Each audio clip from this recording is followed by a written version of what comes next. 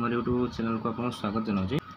आज आम शिखा कि जो नुआ सिलेबस आसी अष्टम श्रेणी तृतीय चैप्टर संख्या कहानी पे बहुत भल विषयटा आसी किसी शिक्षण विषय पे संख्या कहानी माने आगुरी लोक मैंने किपर सब संख्या को लिखुले से विषय आम पढ़ा पे रोमान संख्या विषय प्राय तुम्हें जानी है कि आउ दुटा नुआ संख्या पद्धति आसी से विषय में आलोचना करवा है कि तीन टा विषय में आलोचना करवा रोमान संख्या है कि संख्या कहानी रोमान संख्या विषय बुझा मिस्रीय प्रणाली आउ मेसोपोटामिया संख्या से विषय पे ये अध्याय आम आलोचना करवा। देख प्रथम आम रोमान संख्या को जीवा तो पे रोमान संख्या को तुम्हें तो प्राय जानी एक को आम आई कह जाए, 2 को डबल आई, 3 को ट्रिपल आई, 4 को आई भी, 5 को भी ये भाव में एम है 1000 है कि पे रोमान संख्या तुम्हें पंचम चतुर्थ रु तुम्हें पढ़ी थो। तेज पे रोमान संख्या को लिखब किपर देख 90 थर अच्छी 90 थर हेले देख 40 को कौन लिखाऊँ ना 50 है एल 40 है कौन है एक्सएल जदि पे मन रख 50 ठारू 40 10 कम से बाँ पटे एक्स लिखा जदि 60 होता है जदि थर आम 60 लिखा 60 कौन हो ना एल एक्स होने 60टा 50 ठारू 10 अधिक से एल पर एक्स लिखा से परी पे 100 ठारू 10 कम है कौन 90 से तुम्हें कौन कर ना 100 है कौन सी सी पूर्व 10 कम जेहेतु एक्स लिखद ताने एक्स सी है 90 से 110 तुम्हें लिखार अच्छी 110 है कौन 100 ठार 10टा अधिक ताने सी डाहाण पार्श्व तुम्हें एक्स लिख माने सी एक्स हो 110 बुझेगा। 490 पे से 490 धर अच्छी 490 है 5 रु 10 कम ताने से 500 को पे कौन कह जाए डी कह जाए ताने 500 रु जेहेतु 10 कम से 490टा तुम्हें से कौन लिख एक्स डी बुझे कि 500 रु 490 है 10 कम से लिख कौन एक्स डी माने 510 पे तुम्हें लिख कमी ना 500 है डी 10 जेहेतु ताठू अधिक डी एक्स से 515 धर लिख पे 515 कमी लिखा ना 500 है डी 10 है एक्स आउ 5 कौन कह जाए पे भी कह जाए भी लिख बुझी पे 649 पे 649 600 ताने ये कौन है 500 गोटे 100 आउ गोटे 40 आउ गोटे 9 मिसला ना ताने ये कौन कौन मिसला पे भांगी देवा 500 रहा गोटे ता सहित 100 रहा ता सहित 40 आउ 9 रहा ताने आम जानते पे 500 को कह जाए तुमको कही डी कह जाए तापर 100 कौन कह जाए ना सी कह जाए डी सी 40 है तुम पे के 40 है पे एक्सएल है कि 40 है एक्सएल एक्सएल आउ 9 को पे कह जाए आई एक्स एति बड़ पे तुम रोमान संख्या है 649 है कि 649 के D C X L I X ये भांगी पे तुम्हें रोमान संख्या लिखि पार तेज आम सेकेंड प्रोसेस को आम जा मैंने सेकेंड प्रणाली आमर थिला मिसरीय प्रणाली है कि मिसरीय प्रणाली कौन ता विषय चलो मैं जाना देख पे मिसरीय प्रणाली जो रोमान संख्या को 1 को आई 2 को डबल आई कहला मिसरीय प्रोसेस रे कौन लिखा जाए ना 1 को आई कह जाए 10 को पे उल्टा यू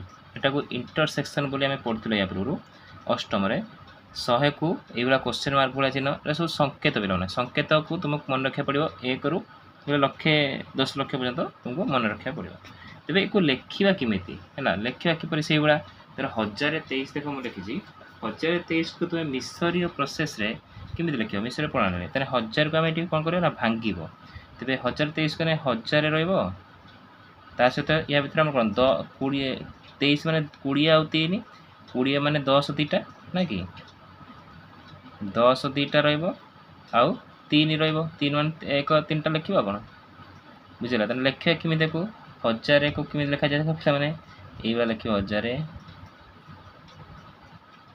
ତୀର ଚିହ୍ନ ଭଳିଆ ହେଲା। ତାପରେ 10 ଏଇଭଳିଆ ଦୁଇଟା, ତାପରେ 3 ହେଲା ତିନିଟା ଗାର ହେଲା। এটা ମିଶରୀୟ ପ୍ରୋସେସ୍ ପିଲାମାନେ।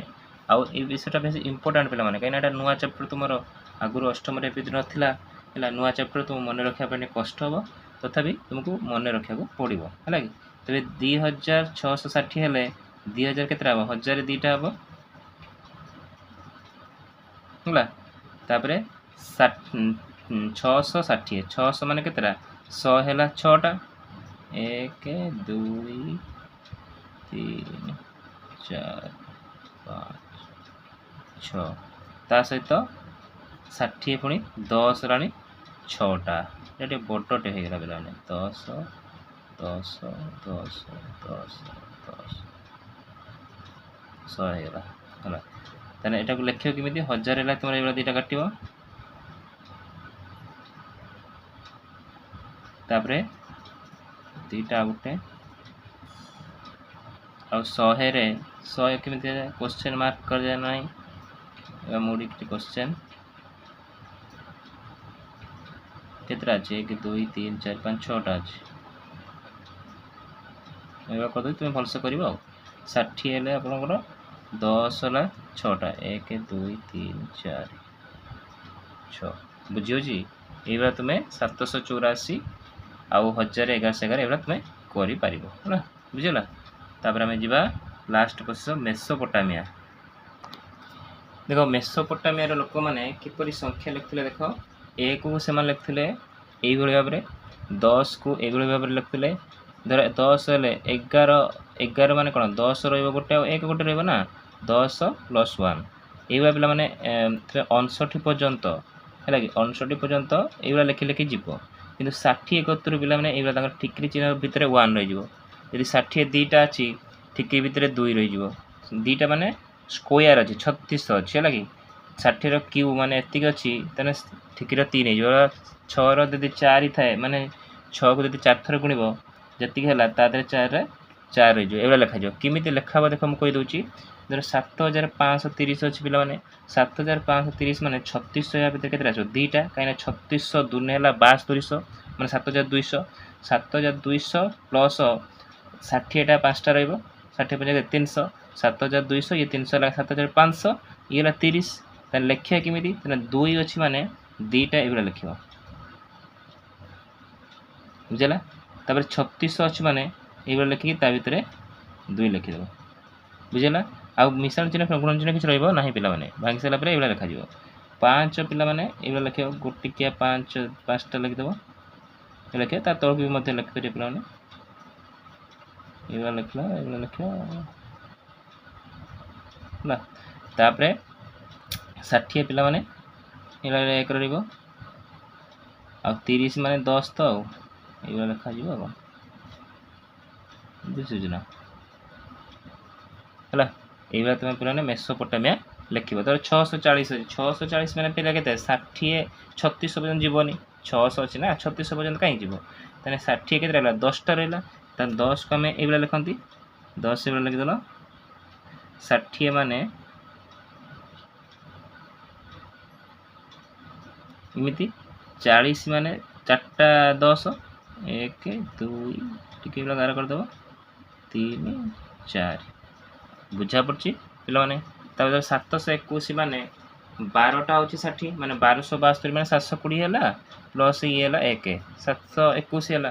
ତାହେଲେ 12 ହେଲା ମାନେ ଆମେ କ'ଣ 10 ଏଇଭଳିଆ ଜାଣିଛନ୍ତି, 10 ଗୋଟେ, ତାପରେ 1 ଏମିତି ଲେଖିବା, ମାନେ ଇଏ ହେଲା କେତେ? 12 ହେଇଗଲା। ତାପରେ 60 ମାନେ ପିଲାମାନେ ଏଇଭଳିଆ 1 ତ ଜାଣିଛନ୍ତି ଏଇଭଳିଆ ଆଉ, ବୁଝିହେଲା। 721 ପିଲାମାନେ ଏଇଭଳିଆ ତୁମେ ପିଲାମାନେ ତୁମେ 3ଟା ପ୍ରଣାଳୀରେ ସଂଖ୍ୟାକୁ ତୁମେ ଲେଖିପାରିବ। ତୁମର ଅଷ୍ଟମ ଶ୍ରେଣୀରେ ନୂଆ ସିଲାବସ୍ରେ ଏଇଟା ଆସିଛି ହେଲା କି। ଯଦି ପିଲାମାନେ ଭିଡ଼ିଓଟି ଭଲ ଲାଗିଥାଏ ତେବେ ଅତି ମାତ୍ରାରେ ମୋ ସାଙ୍ଗମାନଙ୍କୁ ସେୟାର କର, କାହିଁକି ସେମାନେ ବି ବୁଝିବାର ସୁବିଧା ପାଆନ୍ତୁ। ଆଉ ଚ୍ୟାନେଲକୁ ସବସ୍କ୍ରାଇବ୍ କର, ଆଉ ଭଲ ଲାଗିଥିଲେ ଭିଡ଼ିଓଟିକୁ ଲାଇକ୍ କର।